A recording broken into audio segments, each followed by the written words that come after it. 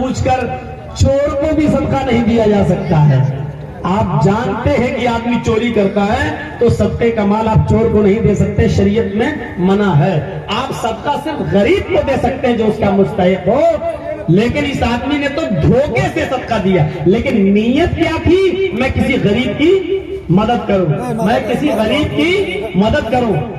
यह आदमी फिर घर आया, कहता है अल्लाह आज भी मैं धोखा खा गया, किसी गरीब की मदद करने के बजाय आज मैंने ये सदका और ये खैरात मैंने किसी चोर को दे दी। अय अल्लाह मेरे पास सदके का थोड़ा माल और बचा हुआ है, मैं आज निकलूंगा रात में, आज तो मेरी मदद फरमाना, आज किसी गलत जगह पर मेरा माल न जाने पाए, जरूरतमंद को पहुंच जाए। देखिए अमले सवाले किसको कहते हैं, इखलास किसको कहते हैं। क्या हमारे अंदर ये अमले सवाले पाया जा रहा है? क्या ये इखलास हमारे अंदर पाया जा रहा है? क्या ये जज्बा हमारे अंदर है? तो रात के तारीकी में तीसरे दिन भी निकला, तीसरी रात की सबका लेकर निकला। अब वो किसी गरीब को देख रहा है, उसकी नजर एक औरत के ऊपर पड़ी। उसने कहा बहन क्या बात? उसने कहा देखो मैं रात की तारीकी में अकेली हूँ, मुझे बहुत प्रॉब्लम है, घर के हालात ठीक नहीं है, इसलिए मैं निकली हूँ कि अल्लाह का कोई बंदा मेरी मदद कर दे। इस आदमी ने सोचा कि ये तो औरत है और औरत बेचारी इतनी मजबूरी में रात में तभी निकल सकती है जब वो मजबूर हो। इसने पूरा का पूरा सदके का माल निकाला और उस औरत को दे दिया। वो औरत चली गई। यह आदमी अपने घर आया, इबादत किया, सुबह तक जागा, सूरज निकलने के बाद फिर बाजार की तरफ गया। मार्केट में चर्चा हो रहा था, अल्लाह का कोई नेक बंदा आज भी धोखा खा गया। वो निकला किसी गरीब की मदद करने के लिए, लेकिन आज उसने किसी बदचलन फाहिशा एक तवाइफ की मदद कर दी है। अपना सदके का माल एक गरीब के बजाय एक जानिया और बदचलन औरत को दे दिया है, पेशावर औरत को दे दिया। ये आया अपने घर, कहता है अल्लाह जितना माल था मेरा तकसीम हो गया है, मैंने जानबूझकर अमीर को नहीं दिया, जानबूझकर चोर को नहीं दिया, जानबूझकर मैंने किसी वेश्या को, किसी तवाइफ को मैंने नहीं दिया।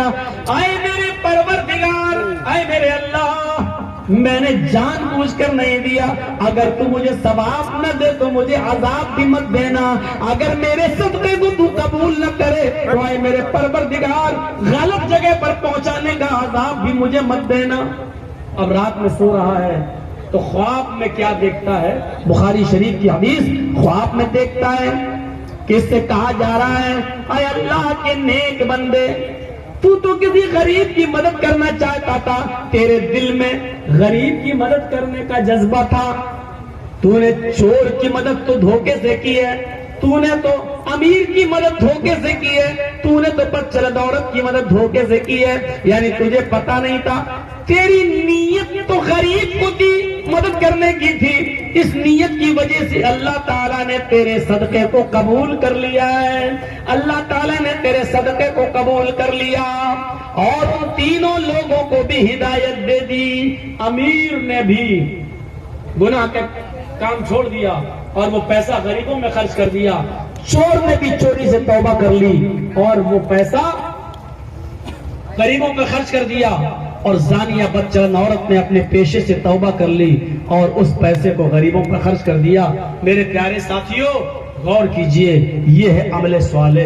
काम गलत कर रहा है लेकिन जानबूझ के नहीं कर रहा है, बल्कि धोखे से कर रहा है, लेकिन नीयत अच्छी थी, इसलिए अल्लाह तबारक व तआला ने इसकी नीयत की वजह से इसके सदके को कबूल कर लिया।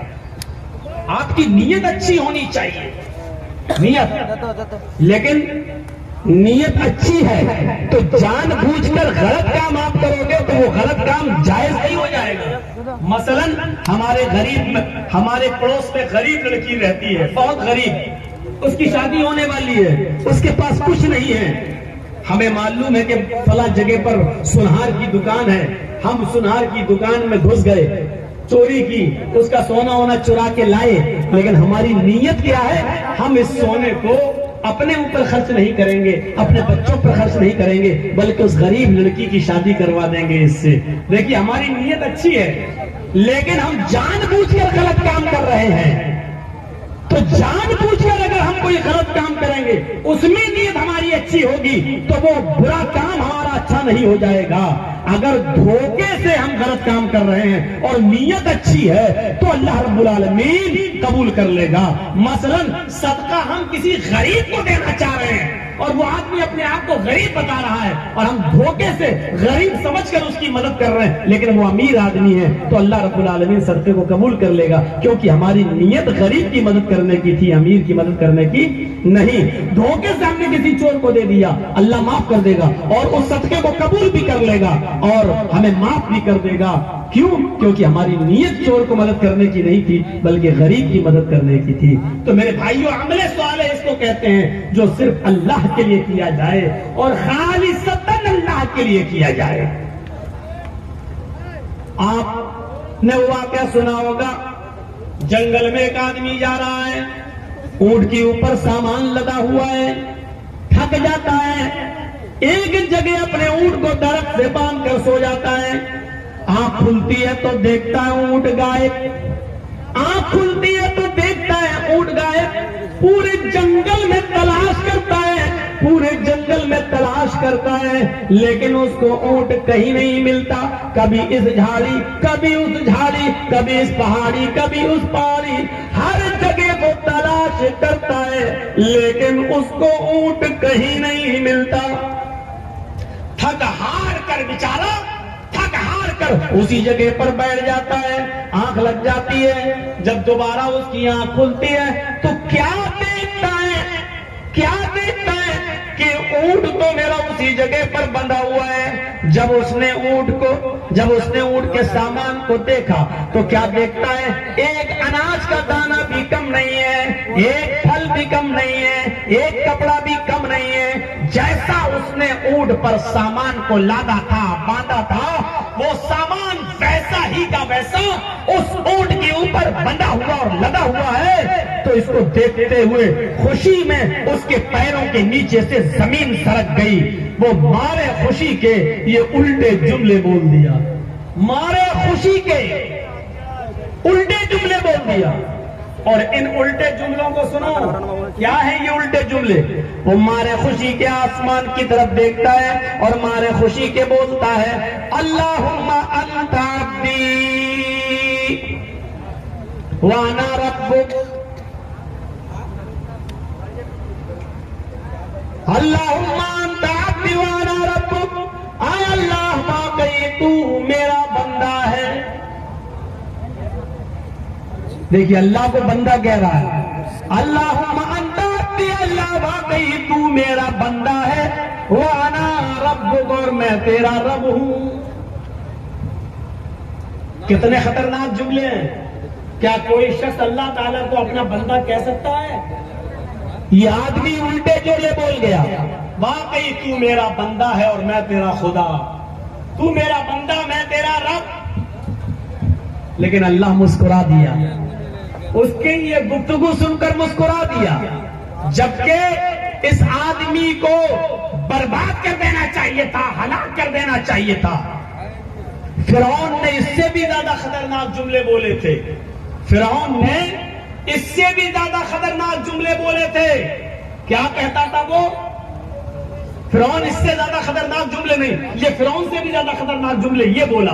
फिरौन इससे ज्यादा खतरनाक जुमले नहीं बोलता था। फिरौन लोगों से कहता था, अना रब्बुकुमुल आला, मैं तुम्हारा रब हूं। फिरौन ने सिर्फ इतना कहा, मैं तुम्हारा रब हूं, लेकिन अल्लाह से नहीं कहता था, अल्लाह मैं तेरा भी रब हूं। वो अल्लाह से नहीं कहता था। फिरौन सिर्फ इतना कहता था, हे लोगों, मैं तुम्हारा रब हूं, तुम मुझे अपना रब मानो। लेकिन रात में जब वो सोता था और रात में जब वो उठता था तो दुआ मांगता था अल्लाह ही से, कह अल्लाह, मुझे लोगों की नजरों में इज्जत वाला बनना था, इसलिए मैं लोगों से कहता हूं कि मैं तुम्हारा रब हूं, लेकिन मेरा रब तो तू ही है। रात में वो अल्लाह ही को पुकारता था, लेकिन लोगों से कहता था कि तुम अपना रब मुझे मानो, कोई अल्लाह नहीं है, मैं तुम्हारा रब हूं, अना रब्बुकुमुल आला। फिरौन ने सिर्फ इतना कहा, अना रब्बुकुमुल आला, मैं तुम्हारा रब हूं। अल्लाह ने फिरौन को कैसे बर्बाद किया, कैसे बर्बाद किया? दरियाए नील के अंदर उसको गर्क कर दिया, डुबो दिया। जब उसकी लाश तैरने लगी तो उसकी लाश को निकाल कर समंदर में बाहर फेंक दिया। लोगों ने उसकी लाश को दोबारा समंदर में फेंक कर बहाना चाहा कि समंदर में बह जाए, लेकिन जब फिरौन की लाश को समंदर में डाला गया, समंदर ने उस लाश को निकाल कर बाहर फेंक दिया।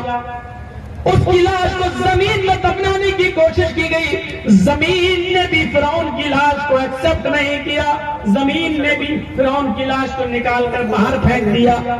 अल्लाह ताला ने कहा था कि हम फिरौन की लाश की हिफाजत करेंगे, उसको लोगों के लिए निशाने इबरत बनाएंगे। आज भी फिरौन की लाश लोगों के लिए निशाने इबरत बनी हुई है।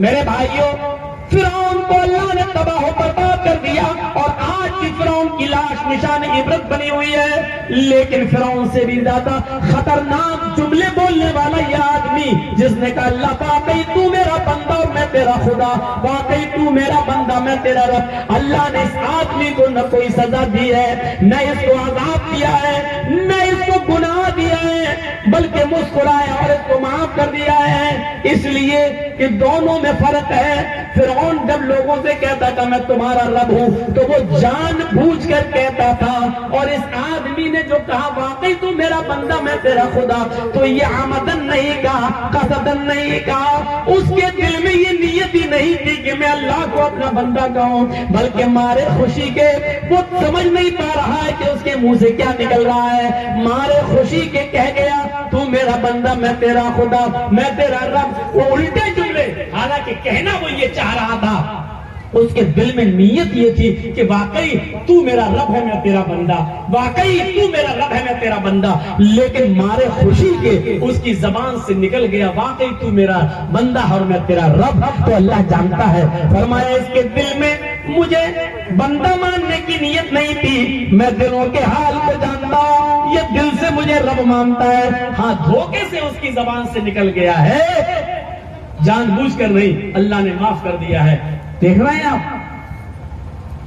अगर यही बात जानबूझकर कह दी जाए तो अब ये बताइए, यहां जलसा हो रहा है और हम जानबूझकर शोर कर रहे हैं तो आमदन हंगामा कर रहे हैं, फिर कसदन लोग ला रहे हैं, उलमा आपको मना कर रहे हैं भाई शोर मत कर, और आप शोर कर रहे हैं। फिर सोचिए आमदन और कसदन है या नहीं। हमें समझना पड़ेगा कि अमले साले क्या